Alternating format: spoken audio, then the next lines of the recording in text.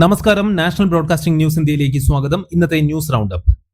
മുല്ലപ്പെരിയാർ അണക്കെട്ടിൽ ജലനിരപ്പ് ഉയരുന്നു. സെപ്റ്റംബർ 22 വൈകുന്നേരം മുല്ലപ്പെരിയാർ അണക്കെട്ടിലെ ജലനിരപ്പ് 138 അടിയിലെത്തി. മഴ തുടരുന്നതിനാൽ തമിഴ്നാട് മുന്നറിയിപ്പ് നൽകി. സംസ്ഥാനത്ത് ഇന്ധനവില വർധന. കേരളത്തിൽ പെട്രോളിനും ഡീസലിനും ലിറ്ററിന് 2 രൂപ വർദ്ധിച്ചു. ഇത് ജനങ്ങൾക്കിടയിൽ കടുത്ത പ്രതിഷേധത്തിന് കാരണമായി. തിരുവനന്തപുരം വിമാനത്താവളത്തിൽ സ്വർണ്ണക്കടത്ത്. ദുബായിൽ നിന്ന് വന്ന യാത്രക്കാരനിൽ നിന്ന് 5 കിലോ സ്വർണം കസ്റ്റംസ് പിടികൂടി. സംഭവത്തിൽ ഒരാളെ അറസ്റ്റ് ചെയ്തു. പുനലൂരിൽ ഭാര്യയെ വെട്ടിക്കൊന്ന ഭർത്താവ് പോലീസിൽ കീഴടങ്ങി. കൊല്ലം പുനലൂരിൽ ഭാര്യയെ വെട്ടിക്കൊലപ്പെടുത്തിയ ശേഷം ഭർത്താവ് കൊലപാതക വിവരം ഫേസ്ബുക്ക് ലൈവിലൂടെ പങ്കുവയ്ക്കുകയും തുടർന്ന് പോലീസിൽ കീഴടങ്ങുകയും ചെയ്തു. ദേശീയപാത 66ന്റെ നിർമ്മാണ പുരോഗതി. ദേശീയപാത 66ന്റെ കേരളത്തിലൂടെയുള്ള നിർമ്മാണ പ്രവർത്തനങ്ങൾ വേഗത്തിലാക്കി. അടുത്ത വർഷത്തോടെ പൂർത്തിയാക്കുമെന്ന് അധികൃതർ അറിയിച്ചു.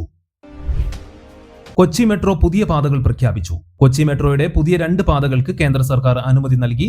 ഇത് കൊച്ചിയിലെ യാത്രാ തിരക്ക് കുറയ്ക്കാൻ സഹായിക്കുമെന്ന് പ്രതീക്ഷിക്കുന്നു. കേരളത്തിൽ സൈബർ ആക്രമണങ്ങൾ വർദ്ധിക്കുന്നു. കഴിഞ്ഞ ആഴ്ച കേരളത്തിൽ നിരവധി സൈബർ ആക്രമണങ്ങൾ റിപ്പോർട്ട് ചെയ്യപ്പെട്ടു. സൈബർ സുരക്ഷ വർദ്ധിപ്പിക്കാൻ പോലീസ് നടപടികൾ ശക്തമാക്കി. കൂടുതൽ വാർത്തകൾക്കായി കാത്തിരിക്കുക. National broadcasting news India.